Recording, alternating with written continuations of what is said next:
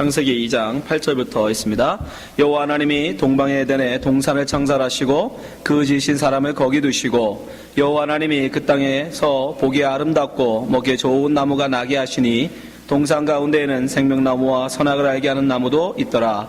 강이 에덴에서 발원하여 동산을 적시고 거기서부터 갈라져 네 근원이 되었으니 첫째 이름은 비손이라. 그 미인은 하올라 온 땅에 둘렸으며 그 땅의 금은 정금이요 그곳에는 베델리엄과 호마노도 있으며 둘째 강의 이름은 기온이라. 그 수 온 땅에 둘렸고 셋째 강의 이름은 히데겔이라. 아수르 동편으로 흐르며 넷째 강은 유보레 되더라.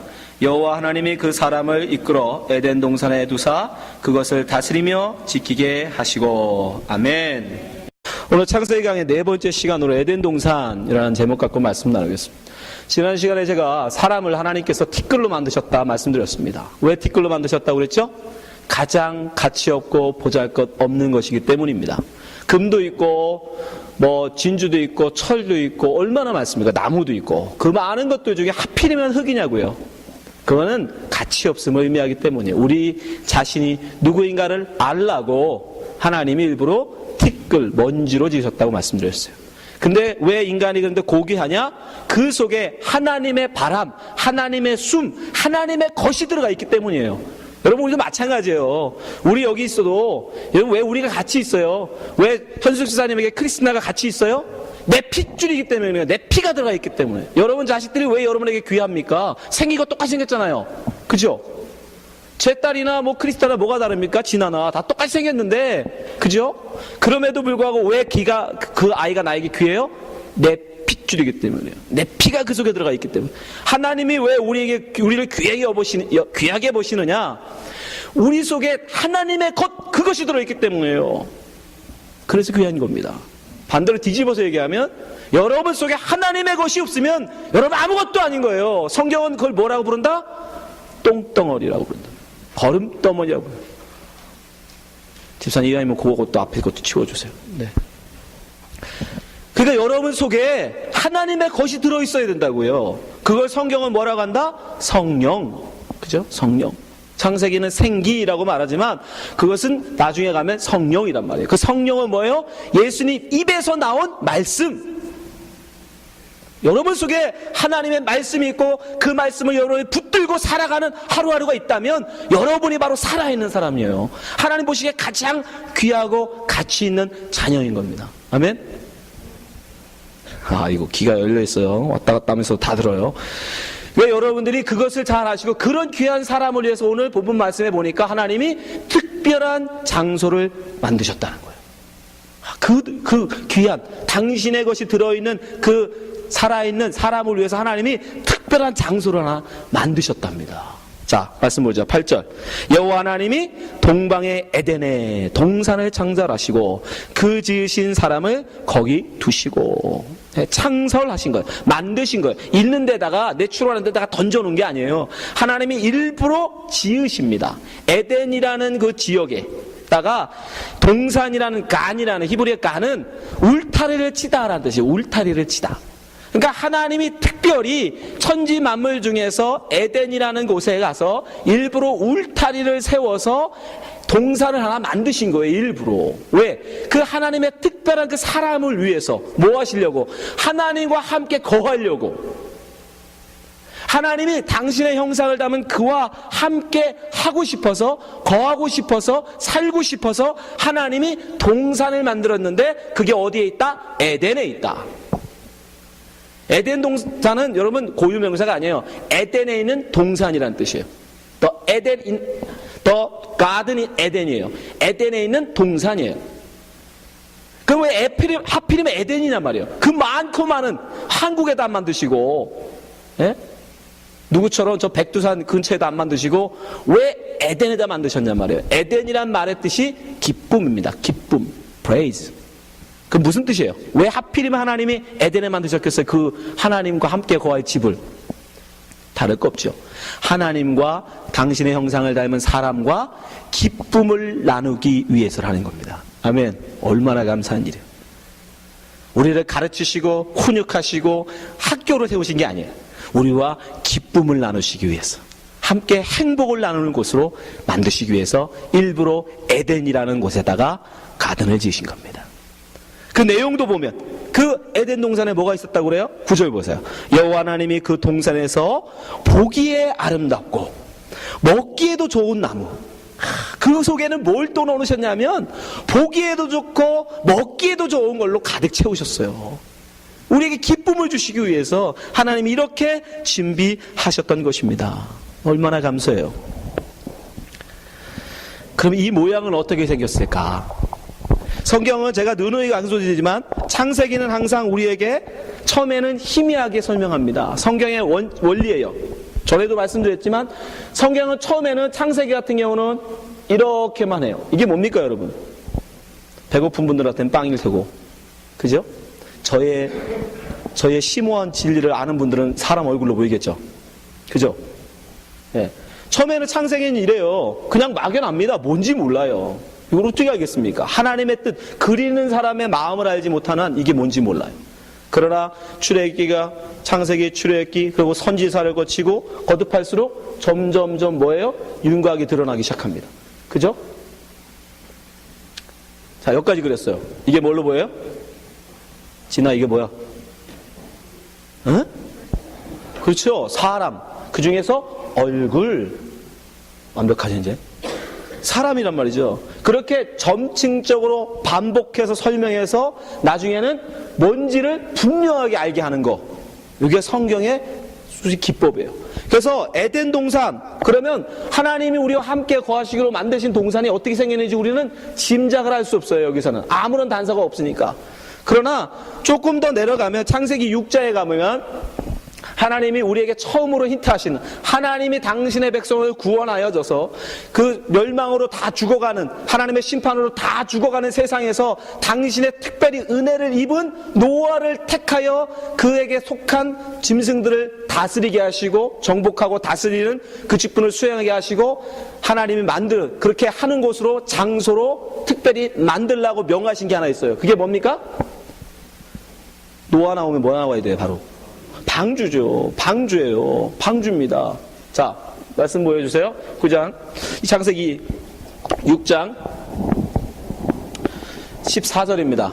시작. 너는 잣나무로 너를 위하여 방주를 짓되 그 안에 간들을 막고 역청으로 그 안팎을 칠하라. 그 방주의 제도는 이러하니, 제도 모양이 어떠하냐? 장이 300규빗, 광이 50규빗, 고가 30규빗이며 거기 창을 내되 위에서부터 한 규빗을 내고 그 문은 옆으로 내고 상중하 3층으로 할지니라. 그림을 그려드릴게요. 무슨 말인지 하나도 모르니까. 자, 장 길이가 300규빗, 광이 50규빗, 고가 30규빗입니다. 그죠? 성경에. 그래서 성경에 장, 광, 고가 나오면 단자예요. 길이와 넓이와 높이란 뜻이에요. 자, 이게 어떻게 생긴 모양이 돼요? 그래서 방주는 여러분 배 모양 아니에요. 상자입니다. 이렇게 생겼었어요. 상자. 그리고 그 안에는 몇 층으로 나눠져 있다? 3층. 1, 2, 3층으로 나눠라. 이게 방주의 모양이에요. 하나님이 심판 가운데서 당신을 택한 백성을 두시는 곳, 그 장소, 하나님이 함께 하실 장소로 만드신 곳. 창세기에서는 에덴이었는데 6장에 가면 그 뭐다? 방주다. 방주는 모양은 어떻다? 네모난 직사각형이다. 근데 이것이 조금 더 나중에 좀 더 구체적으로, 이거 가지고도 우리가 모르겠어. 그래서 좀 더 구체적으로 하나님 우리에게 친절하게 또 설명을 해주시는데, 옆에다 그릴게요. 친절하게 설명해 주시는데, 출애굽기에 가면 하나님이 모세에게 특별한 것을 보여주십니다. 하늘의 것을 보여주세요. 그리고 내려가서 너는 네가 본 식양대로 가서 만들어라 했더니 모세가 내려와서 뭘 만들었어요? 성막을 지었어요. 성막. 근데 성막이 어떻게 생겼어요? 직사각형. 똑같이 생겼어요. 직사각형이에요. 방주하고 똑같습니다. 여기는 20규빗, 여기는 100규빗. 전체 텐트를 쳐요. 울타리를 칩니다. 에덴에는 뭘로 만들어졌다? 울타리를 세웠다고 그랬죠? 예, 성막도 겉에 울타리를 칩니다. 그리고 그 안에다가 이게 50이네요. 20이네. 뭐 이 수치는 중요하지 않습니다. 100규빗. 1규빗은 뭐냐면요. 요 손끝에부터 요까지의 길이에요. 이게 1규빗이었습니다. 1규빗. 그래서 여기가 100규빗, 넓이가 20규빗인데 이거는 여기가 어떻게 되냐면 여기가 10규빗, 여기가 가운데로 이렇게 커튼이 쳐 있죠. 성막 안에 커튼이 쳐 있는데 여기가 10, 여기가 10이에요. 그리고 여기는 20이에요. 네, 이렇게 직사각형인데 요 모양은 지금 단면으로 보여도 그렇지 측면으로 보면 어떻게 되냐면 여기도 역시 이렇게 생겼어요. 고가 10입니다. 그래서 여기도 역시 무슨 모양? 네, 직사각형. 특별히 하나님의 법궤가 들어있는 지성소는 가로, 세로, 높이가 다 10규빗이에요. 그럼 무슨 형태가 돼요? 정육면체가 됩니다. 이렇게 가로, 세로, 높이가 어디서 봐도 다 똑같은 네모 모양이에요. 왜 그러셨을까요? 완전하심, 거룩하신 때문에. 하나님의 거룩한, 여기는 하나님이 거하시는 곳이에요. 성소가 뭡니까? 하나님이 당신이 죄를 지어서 하나님과 함께 할 수 없는 자를 함께 하기 위해서는 뭘 해결해야 된다? 죄를 해결해야 되잖아요. 그래서 죄를 씻어버리고 죄를 용서하고 다시 하나님과 함께 하기 위해서 만들어낸 게 성막이죠. 그러니까 에덴 동산도 뭐였었어요? 하나님과 함께 하기 위해서. 마찬가지예요. 하나님은 함께 하시기 위해서 이것으로 부르는데 여기에 놓여진 모든 것들이 다 사각형이에요. 번제단, 떡상, 등대, 분향단 다 네모납니다. 하나만 동그래요. 바다만.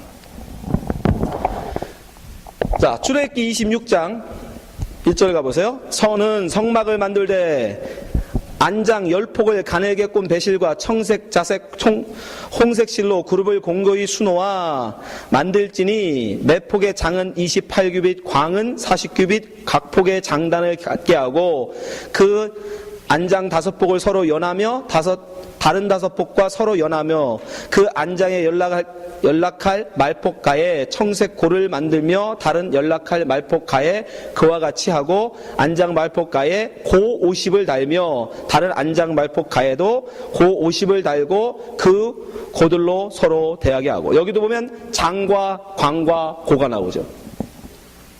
장과 광과 고가 나오면 그건 다 네모라는 뜻입니다. 네, 가로와 세로와 높이니까. 그리고 그 모양을 연결하면 정육면체가 되는 거예요. 이게 나중에 에스겔에 가면 보다 정확하게 이게 뭔지를 알아요. 왜 그 네모랗게 만드셨는지가 나옵니다. 에스겔에 가면 하나님께서 이제 에스겔에게 하나님과 함께할 곳, 하나님이 거하시는 뭘 보여주냐면 성전을 보여줘요. 근데 그 성전의 모양이 어떻게 하다? 네모 반듯합니다. 자, 에스겔 40장 47절. 그가 또 그 뜰을 청량하니 성전의 뜰이에요. 장이 100척이요 광이 100척이요. 역시 장광이 나오죠. 네모 반듯하며 제단은 전 앞에 있더라. 그가 나를 데리고 전문 현관에 이르러 그 문의 좌우 벽을 청량하니 광이 이편도 5척이요 저편도 5척이며 두께가 문 이편도 3척이요 문 저편도 3척이며 모든 게 반듯반듯해요. 두 현관의 광은 20척이요 장은 11척이며 문간으로 올라가는 층계가 있고 문벽 곁에는 기둥이 있는데 하나는 이편에 있고 하나는 저편에 있더라. 근데 이것이 이제 신약에 와서 계시록으로 오면 그 성전이 뭘로 나타나요? 새 예루살렘. 하나님이 당신의 택한 백성들과 함께 거할 새 예루살렘으로 우리에게 설명해 주십니다. 요한계시록 21장 1절. 또 내가 새 하늘과 새 땅을 보니 처음 하늘과 처음 땅이 없어졌고 바다도 다시 있지 않더라. 또 내가 보매 거룩한 성 새 예루살렘이 하나님께로부터 하늘에서 내려오니 그 예비한 것이 신부가 남편을 위하여 단장한 것 같더라. 당연히 예루살렘, 새 예루살렘도 무슨 모양으로 생겼겠어요? 네모입니다. 네모. 여러분, 원래 하나님의 수를 상징할 때는 세모입니다. 왜냐하면 그렇잖아요, 그죠? 성부, 성자, 성령. 여기에 참 심오함이 있어요. 왜 하나님이 하필이면 넷으로 하셨을까? 원래는 3으로 하는 게 맞습니다. 3이면 하나님의 수는 3이니까 성부, 성자, 성령 상징하는 3이니까 삼각형으로 해야 맞아요. 그렇잖아요? 성부 하나님, 성령 하나님, 성자 하나님, 그쵸? 그러면은 에덴도 삼각형으로 하시고 뭐 솔직히 뭐 노아 방주도 삼각형으로 한다고 문제 될 거 없잖아요. 그래서 여기 피라미드는 이런 삼각형으로 생겼잖아요, 그죠? 이렇게, 네? 약간 변형한 거예요. 삼각형인데 하나님은 모든 걸 네모로 하세요. 하나님이 우리와 함께 하시기 곧 하나님이 당시에 택한 백성과 함께 하는 곳은 네모로 지으세요. 왜 그랬을까? 분명히 3이거든요. 자, 고린도후서 말씀 보여주세요. 고린도후서에 보면 바울이 하늘을 일컬어 뭐라고 불러요? 내가 그리스도 안에 있는 한 사람을 아노니 14년 전에 그가 셋째 하늘에 이끌려. 셋째 하늘. 하늘이 있는데 3층으로 돼 있다는 거예요. 노아의 방주처럼. 이끌려간 자라 그가 몸 안에 있었는지 몸 밖에 있었는지 나는 모르거니와 하나님은 아시느니라. 내가 이런 사람을 아노니 그가 몸 안에 있었는지 몸 밖에 있었는지 나는 모르거니와 하나님은 아시느니라. 그가 낙원이 뭐예요? 에덴 동산. 우리가 하나님이 함께 거할 새 예루살렘이잖아요. 낙원으로 이끌어가서 말할 수 없는 말을 들었으니 사람이 가히 이르지 못할 말이로다. 분명히 하나님은 3층 하늘이니까 3으로 표현하는 게 맞는데 왜? 성부, 성자, 성령 하나님이니까. 근데 성경은 3으로 표현 안 하고 넷으로 표현해요. 그러니까 여러분 이 3이 어떻게 4가 돼요? 기가 막힙니다, 여러분. 잘 보세요. 반드시 삼각형이 사각형이 되려면 이 삼각형의 세 변 중에 한 변은 찢어져야 돼요. 한 변이 찢어져야 됩니다. 그리고 함께할 또 다른 누군가를 점찍고 그와 이어지면 사각형이 돼요. 이해되세요? 보세요. 그죠? 사각형. 무슨 뜻일까요? 이 한 변은 누구겠어요? 하나님이 꼭 반드시 당신의 택한 누군가, 하나님의 백성, 당신의 택한 백성과 함께하는 곳으로 뭘 지신다? 꼭 사각형을 만드신다. 우리에게 설명해 주세요. 무엇을 설명한다? 하나님만 거하시는 것이 아니라 당신의 택한 한 백성을, 한 관계를 찢어서 그 속에 집어 넣으시겠다는 거예요. 그러면 여러분 무슨 말인지 알겠죠? 무슨 말이에요? 바로 그래서 예수 그리스도가 아버지와 관계를 끊어버리고 그 속에 우리를 넣어서 새로운 관계, 새로운 가족 관계를 이어주신 거예요. 그런 의미에서 꼭 하나님이 우리와 함께 거하는 곳은 직사각형으로 되어 있어요. 정사각형이나 사각형으로 되어 있어요. 정말 신기하죠? 그 정도뿐 아닙니다. 사각형으로 또 하시는 이유는 사각형에는 무슨 의미가 있냐면 열방을 의미해요. 모든 백성을 의미해요. 모든 사람들. 왜냐하면 사라는 것은 동서남북, 그죠? 사방을 의미하잖아요. 지금 우리도 쓸 때 그렇게 쓰잖아요. 동서남북 그러면 사방이잖아요. 그래서 all people이에요. 동서남북에서 백성을 불렀다는 얘기는 모든 백성을 불렀다는 뜻입니다. 그래서 이 사라는 것은 올이라는 의미가 있어요. 그래서 오늘 본문에 보면 에덴에서 발원한 강이 어디로, 몇 갈래로 갈라져요? 네 갈래로 갈라져요. 그럼 무슨 뜻이겠어요? 온 세상으로 퍼져갔다는 의미예요. 온 세상. 그죠? 온 세상으로. 네. 그래서 네 개의 강으로 나눠지는 거예요. 사라는 건 그런 의미가 있어요. 근데 성경에 보면 재밌는 게 나오는데 12입니다. 12. 당신의 택한 백성은 꼭 12로 표시해요. 왜 그러냐면 보세요. 동서남북 사방에 하나님을 상징하는 삶, 그러니까 결국 하나님의 택한 백성, 남쪽에 있는 하나님의 백성, 동쪽에 있는 하나님의 백성, 서쪽에 있는 하나님의 백성, 북쪽에 있는 하나님의 백성들을 다 불러 모으면 뭐가 돼요? 사방에 하나님의 셋을 다 불러 모으면 12. 말장난 같지만 진짜예요. 그래서 하나님의 택한 백성들 아들 수를 12로 정한 거예요. 그래서 야곱이 12아들이 있었던 거예요. 근데 재밌죠? 야곱은 12아들만 있었던 게 아닙니다. 플러스 알파가 하나 있었어요. 누구예요? 우리 진아하고 이름이 되게 비슷한데? 예? 디나가 있어서 디나. 여자가 하나 있었어요. 딸. 그건 아들의 수에는 포함되지 않습니다. 그러나 알파 하나가 더 있었어요. 자녀 중에. 근데 재밌는 건 꼭 이 12은 반드시 하나가 죽고 둘이 보충돼요. 그래서 13이 됩니다. 진짜는. 이해 보세요. 야곱의 아들 12이었는데 그 중에 장자가 버림을 당하죠. 그리고 요셉의 아들 둘이 누구죠? 에브라함과 므낫세가 두 아들이 12 중에 하나가 빠지면 11대 거기에 두 아들이 플러스가 돼버려요. 그러면 뭐가 됩니까? 13.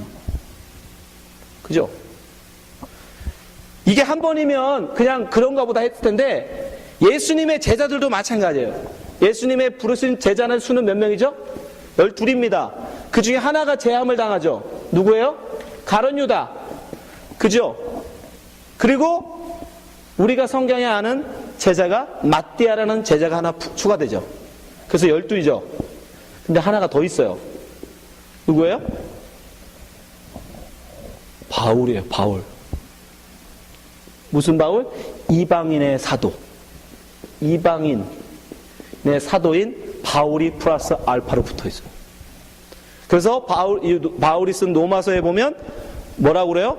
하나님께서 원가지를 잘라버리고, 그죠? 원가지를 잘라버리고 접붙였다라고 해요. 이방인을 접붙였다. 그러니까 우리는 여러분 원래는 하나님의 수, 하나님이 각 동서남북에서 택하여 부른 수에 안 들어가 있었어요, 원래. 그죠? 여러분 이방인입니까? 여러분 예수님의 제자들입니까? 아니잖아요. 근데 왜 우리가 아브라함의 자식이라고 그러고, 예? 아브라함의 품에 안길 하나님의 백성이라고 그러고, 여러분이 왜 무슨 근거로 예수님이 12 제자라고 그러고, 예수님이 제자라고 그러는 거예요, 여러분이? 이것 때문에 그래요. 플러스 알파 때문에. 하나님이 더하시는 하나가 있더라는 거예요. 그거는 원래는 딸이었어요. 아들일 수 없는 자였다고요. 아들일 수 없는 자식이었는데 그 이 딸에게 딸이 어떻게 아들 된다고 그랬죠? 우리 특별 과외 받으신 분들. 씨를 받으면, 남자에게서 씨를 받으면 이 씨 없는 여자가 남자가 된다고요. 아들이 된다고요. 여러분 마찬가지예요. 우리는 원래 아들이 아니에요. 하나님의 아들이 아닙니다. 우리 이방인이에요. 우리는 하나님하고 아무 상관없는 사람들이었다고요. 율법적으로나 모르나. 그런데 하나님께서 은혜를 베푸셔서 플러스 알파를 더하셔서 우리를 원가지를 하나 잘라내시고 거기에 접붙여 주신 거예요. 덤으로. 그래서 항상 12가 하나님의 택하신 백성은 12이고 거기에 반드시 하나가 더 붙어가요. 사사들도 마찬가지예요. 사사수도 마찬가지입니다. 그것이 바로 하나님이 바로 이 하나님과 거할 백성인 이 사각형 속을 담으신 의미예요. 우연히 하신 것이 아니라 하나님은 바로 그런 구원의 작정을 가지시고 창세전부터 계획하시고 그렇게 이끌어 가셨던 것입니다. 그리고 하나님께서 우리에게 보여주신 이 반말 속에도 여러분 이 에덴에서 발원하여 네개로 갈라진 이 강 속에도 하나님이 우리를 어떻게 구원하실지 그 속에 담겨 있어요. 자, 네 강을 한번 보겠습니다. 2장 10절. 강이 에덴에서 발원하여 동산을 적시고 거기서부터 갈라져 네 근원이 되었으니. 그죠? 넷으로 나눠지죠. 넷. 왜 그랬다고 그랬죠? 사방 모든 땅에 간다라는 의미로. 11절. 첫째 이름은 비손이라. 금이 있는 하올라 온 땅에 둘렸으며 그 땅의 금은 정금이요. 이거 중요해요. 정금. 강가에 금이 있대요. 그럼 그리고 보석들이 있어요. 비델리엄과 호마노다. 보석들이 있는 거예요. 강 옆에 보석들이 있어요. 둘째 강의 이름은 기혼이라 구스 온 땅을 눌렸고, 셋째 강의 이름은 히데길이라 아수르 동편을 흐르며, 넷째 강은 유브라데라. 근데 이 강의 이름들이 재밌습니다. 첫째 강의 이름이 비손인데, 비손이라는 이 강의 이름의 뜻은 풍성하다는 뜻이에요. 풍성. 둘째 강의 이름인 이 기혼이라는 뜻은 무슨냐면 터져나간다라는 거예요. 터져나간다. 셋째 강의 이름 히데겔은 화살처럼 빠르다. 넷째 강의 이름은 유브라데는 달콤하다라는 뜻이에요. 이 네 개 강의 이름을 다 합쳐보면 어떤 뜻이 돼요? 풍성하고 달콤한 것이 온 세상을 향해 화살처럼 터져 나간다는 뜻이에요. 그러니까 하나님이 그렇게 이름을 지어주신 거예요. 뭐가 그렇게 달콤하고 풍성한 그것이 화살처럼 세상을 향해서, 온 세상을 향해서 사방으로 퍼져나가요? 뭐가? 그건 아직 몰라요. 창세기에서는. 어디로 가야 돼요? 예, 선지서로 가야 돼요. 계시록 에스겔 47장 1절을 보세요. 거기에 가면 그게 뭔지가 설명되십니다. 물론 다는 아니죠. 그가 나를 데리고 저 전문에 이르니, 성전입니다. 전에 전문이 동을 향하였는데 그 문지방 밑에서 물이 나와서 동으로 흐르다가 전 우편 제단 남편으로 흘러내리더라. 동으로 나와서 남쪽으로 흘러간대요. 2절, 그가 또 나를 데리고 북문으로 나가서 바깥길로 말미암아 꺾여 동양한 바깥문에 이르시기로, 본즉 물이 그 우편에서 스미어 나오더라. 이제 그 물이 북쪽으로도 흐르죠.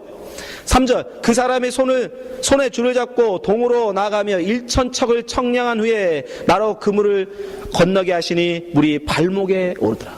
성전에서 흘러나오는 물이 처음에는 발목에 이릅니다.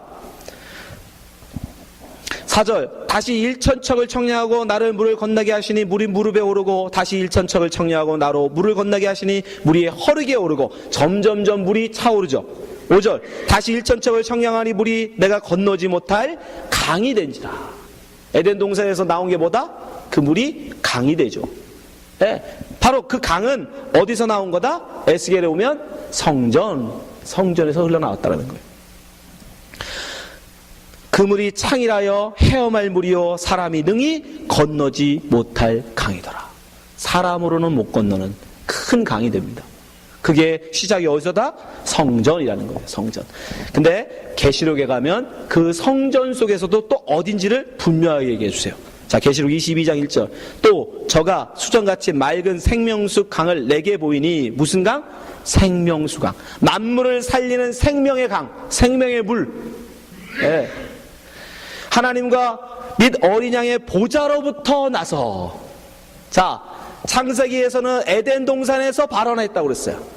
에스겔로 가니까 그거는 성전에서 나온 거래요. 계시록으로 가니까 그건 또 어디다? 하나님의 보좌에서 나온 거래요. 하나님의 보좌로부터 흘러나온 만물을 살리는 물이라는 거예요. 근데 그 물이 흘러가는 곳은 어떻게 된다? 2절, 길 가운데로 흐르더라. 강 좌우에 생명나무가 있어. 당연하죠. 생명을 살리는 물이, 생수가 흘러가니까 당연히 좌우에 다른 것들을 다 살리는 거죠. 그 생명나무가 당연히 있죠. 12가지 실과를 맺히되 달마다 그 실과를 맺히고 그 나무 잎사귀들은 만국을 소성하기 위하여 있더라. 왜 12나무겠어요? 당신의 택한 백성, 물가에 심으시겠다는 거예요. 하나님이 그러시죠. 하나님께서 당신의 택한 백성을 물가에 심어 열매 맺게 하신다잖아요. 바로 그 말씀이에요. 그것이 바로 계시록에 가면 분명하게 나오는 거예요. 이 창세기에 나온 이 강이 바로 그걸 의미한다는 거예요. 근데 우리는 예수님을 통하여 이 물이 정체가 뭔지를 분명히 알죠. 자, 요한복음 7장 38절 보세요. 그 물이 뭔지가 이제 분명하게 드러납니다. 나를 믿는 자는 성경의 이름과 같이 그 배에서 생수의 강이 흘러나리라 하시니. 나오죠. 생수의 강, 만물을 소성케 하는 물, 그 강물이 나온대요. 어디에서? 우리 속에서. 당신을 믿는 자, 당신의 택한 그 자들에게서 나온대요. 그게 뭐다? 39절. 이는 그 생명의 강은 그를 믿는 자의 받을 성령을 가리켜 말씀하신 것이라. 아멘. 그러니까 에덴 동산에서 나와 모든 것을 풍성하게 퍼져나가 화살처럼 터져나가 적시어서 생명을 살리는 이 물은 바로 나중에 우리가 받을, 당신의 택할 백성들이 받을 성령을 말씀하셨던 거예요. 성령. 근데 아까 우리 에덴 동산에 나와 있듯이 근데 그 강의 옆에 뭐가 있다? 보석들이 있더라는 거예요. 정금이 있대요. 정금. 그래서 성경은 항상 이 보석은 여러분을 상징하는 거예요. 당신의 택한 백성들을 의미합니다. 그래서 이스라엘 대제사장이 하나님의 성전, 하나님의 거할 처소, 거기에 들어갈 때 흉패를 붙이고 들어가는데 그 흉패는 12개의 보석을 달고 들어갔어요. 근데 재미있는 건 그 보석 하나하나에 이스라엘 지파의 이름을 새겼어요. 그 돌에다가. 자, 보세요. 출애굽기 28장 21절. 이 보석들은 이스라엘 아들들의 이름대로 12이라. 매 보석에, 각각의 보석에 12지파의 한 이름씩 인을 새기는 법으로 새기고. 뭐처럼? 도장을 새기듯 새기래요. 그래서 여러분들이 바로 하나님의 생명수로 살아나는 여러분들 향해서 보석이라고 그러는 거예요. 거기에는 뭐가 새겨져야 된다? 이름이 새겨져야 하는 거예요. 누구의 이름? 예수의 이름. 그러니까 여러분 삶 속에 예수의 이름이 있어야 돼요. 예수의 이름이 새겨져야 돼요. 근데 여러분 보석이라는 것도 잘 보세요. 보석이 그냥 보석이 있습니까? 없습니다. 처음서부터 보석은 아무것도 없어요. 다이아몬드는요, 엄청난 압력을 견뎌내야 다이아몬드가 됩니다. 석탄과 다이아몬드가 여러분 똑같은 거 아세요? 똑같은 탄소입니다. 근데 하나는 석탄이에요. 값없는 석탄. 근데 하나는 굉장히 귀한 다이아몬드예요. 그 차이가 뭔지 아십니까? 다이아몬드는 어마어마한 그 압력을 견뎌내서 응축되어졌다는 거예요. 왜 우리를 보석이라고 하는지 아십니까? 여러분들이 이 땅 가운데서 그 믿음으로 이 세상을 그렇게 살아내야 된다는 거예요. 수많은 고난을 여러분을 통해서 여러분들은 다이아몬드가 되는 거예요. 정금은요, 여러분 금이 땅에서 캐면 그냥 정금입니까? 아니요. 용광로 속에 집어넣어서 찌꺼기를 다 태워버려야 순수한 정금이 돼요. 여러분 속에 있는 세상을 향한 그 마음, 아직도 세상을 좋아하는 그 마음, 미련버지는 그 못하는 그 찌꺼기들을 하나님의 고난을 통하여 다 태워버려야, 그래야 정금이 된다고요. 그때 여러분 그 정금 같은 여러분 믿음의 이름이, 예수 그리스도의 이름이 새겨지는 겁니다. 진주는 어떻습니까? 진주. 계시록에 보면 12문 진주가 있다고 그러는데 진주는요? 진주는 조개가 버린 그것 찌꺼기를 조금씩 쌓이고 응축되어져 나중에는 그 영화로운 진주가 돼요. 여러분의 믿음이 연약하지만 그 연약한 믿음을 조금씩 세상 가운데서 발휘하며 고난을 이겨내고 견뎌내고 무수한 세월의 신앙 속에서 나중에는 여러분의 믿음이 진주같이 빛나는 거예요. 바로 우리가 여러분 다 보석이 되어야 되는 거예요. 이 세상을 살면서. 근데 누가? 성령을 통하여 우리를 근데 이끌어 가신다는 뜻이에요. 그래서 생명의 강, 이 성령의 강 옆에 보석들이 있는 거예요. 근데 계시록에 보면 예수님이 새 예루살렘을 만드시는데 거기가 보석이 가득하다죠. 그 보석이 누구일까요? 여러분들이에요. 자, 예수님은 지금도 천국, 새 우리가 거할, 하나님과 우리가 함께 거할, 창세기 보면 에덴 동산, 계시록으로 말하면 새 예루살렘을 그 처소를 만들고 계시죠. 요한복음 14장 1절.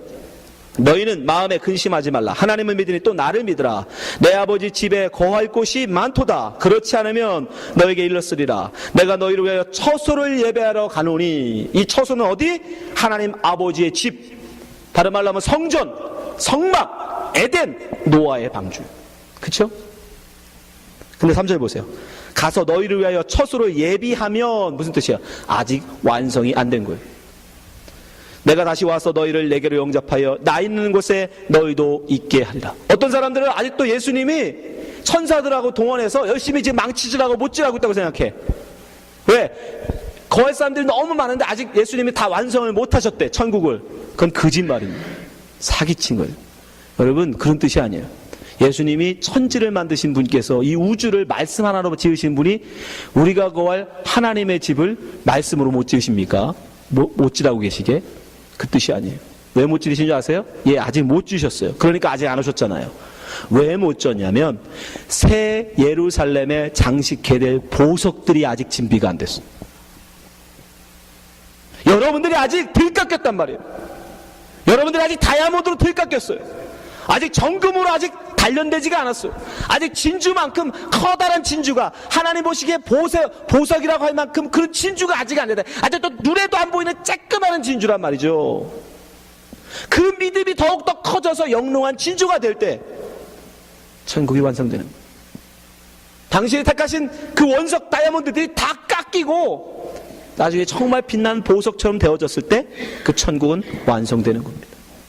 여러분 속에 있는 그 금들이 정금이 되어졌을 때 다 타버리고 나의 욕심, 나의 자랑, 이 땅에 나의 인기 모든 것이 다 태워져 버리고 금만 남았을 때 그때 여러분을 통해서 그 보석을 통해서 그 보석을 가지고 예수 그리스도께서 새 예루살렘을 완성하실 수 있다고요. 하나님이 능력이 없는 게 아니라 우리가 아직 준비가 안 되고요.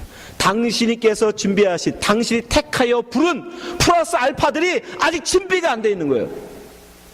그때를 지금 기다리고 계신 겁니다. 그래서 예수님 우리에게 말씀하십니다. 당신이 거할 처소를 우리가 어떻게 갈 수 있습니까? 제자들이 묻지요. 요한복음 13장 4절. 내가 가는 곳에 그 길을 너희가 알리라. 그때 제자들이 뭐래요? 모르겠는데요. 어떻게 갑니까?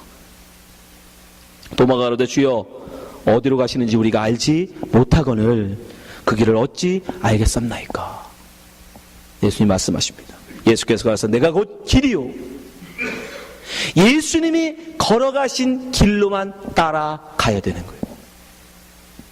예수님이 걸어가신 그 길로만 갈 때 우리는 생명을 얻을 수 있는 거예요. 예수님이 가신 그 길로만 갈 때 우리는 예수님이 예비하신 처소, 아버지와 함께 즐거움을 나누며 기쁨으로 거할 수 있는 에덴에 도착할 수 있는 거예요. 그래서 예수님 말씀하시는 거예요. 내가 곧 길이요 진리요 생명이니 나로 말미암지 않고는 아버지께로 올 자가 없느니라. 우리가 어떻게 보화가 될 수 있습니까? 어떻게 우리가 진주가 돼서 예수님의 처소에 갈 수 있어요? 예수님이 가신 그 십자가의 길을 우리도 십자가 지고 쫓아갈 때 나의 정과 욕을 십자가에 못 박아버리고 내 이웃을 위하여 기꺼이 내 가진 모든 것을 내 목숨마저도 내어놓는 예수 그리스도의 그 길을 따라갈 때 그때 우리의 믿음이 빛나지 않습니까? 여러분 속에 있는 그 믿음의 진주가 빛나지 않습니까? 여러분 속에 있는 그런 찌꺼기들이 다 없어지고 여러분이 정금이 될 거 아닙니까? 그래서 예수님이 십자가를 지고 나를 좇지 않으면 우리가 예수님을 다룰 수 없다라고 말씀하신 거예요. 여러분, 우리에게 주님은 우리 지금도 오늘도 우리에게 말씀하시고 생명의 말씀을 여러분에게 던지고 계십니다. 문제는 여러분들이 그 깎일 각오가 되어 있느냐 없느냐의 문제. 하나님 앞에 내가 정금으로 드려질 마음이 있느냐 없느냐의 문제인가. 여러분, 말씀을 들으면서 끝나서는 안 됩니다. 그 말씀이 여러분 속에서 역사해줘야 돼요. 그래야 그 말씀을 내가 가진 거예요. 부모님한테 잔소리를 1시간 듣고 여러분 그 말씀을 잊어버리면 그 아이가 말씀을 들은 겁니까? 안 들은 겁니까? 한마디도 안 들은 거예요. 그건 의미가 없는 거예요. 그건 잔소리예요. 제가 여러분에게 던지는 말이 여러분 속에 한마디도 새겨지지 않으면 저는 여러분한테 잔소리한 거예요. 헛소리한 거예요. 거짓말한 거예요. 여러분 제 말씀을 삶으로 받으셔야 돼요. 아, 내 속에 정금같이 빛나지 못하고 있는 찌꺼기를 내가 버려야겠구나. 내가 다이아몬드인데 다이아몬드처럼 깎이지 못한 일 있으면 기꺼이 내가 깎여줘야겠구나. 그 마음으로 아직 작은 진주의 믿음을 가지셨다면 여러분 인내하시고 참아 견디셔서 정말 주님이 탐내실 만한 진주를 찾는 장사꾼이시래잖아요. 주님이 모든 것을 다 팔아서 사고 싶을 만큼 아주 값진 귀한 그런 믿음의 진주가 되세요. 그래야 주님의 모든 걸 팔아서 사실 거 아닙니까? 당신의 목숨을 팔아서 사실 거 아닙니까? 어정쩡한 그런 믿음의 크기 가지고 어떻게 주님 앞에 나 좀 사가세요 할 수 있어요? 여러분, 말씀 잘 새기시죠? 생명의 말씀이 없어서가 아니에요. 생명의 말씀을 받는 자가 사는 거고 못 받는 자는 죽는 거예요. 그냥 마른 뼈다귀로 죽은 자로 티끌로 그냥 사는 겁니다. 말씀은, 강물은, 성령은 온 사방으로 화살처럼 퍼져나갔어요. 그러나 말씀을 듣는 자들만 살아나오더라는 거예요. 말씀을 듣는 자만. 여기 계신 모든 분들이 말씀 들으시고 생명의 말씀으로 좀 들으시고 여러분 삶 속에서 예수 그리스도의 이름을 새기시고 예수의 흔적을 사기셔서 정말 주님이 인치신 자로 하나님 앞에 세워지시기를 주님으로 부탁드리겠습니다. 기도하겠습니다. 하나님 아버지 감사합니다. 우리가 뭐라고 우리를 부르시고 우리를 당신의 귀한 보호하러 만들어 나가십니까? 주님, 우리는 정말 너무 연약하고 부족합니다. 성령께서 도와주시 아니하시면 우리는 깎아질 수 없고 정금처럼 단련될 수 없습니다. 주님 도와주시옵소서. 하나님 포기하지 않게 하시고 믿음을 가지고 끝까지 승리하는 저들 되게 하여 주시옵소서. 말씀을 생명으로 듣게 하여 주시옵소서. 예수님 이름을 기도합나이다. 아멘.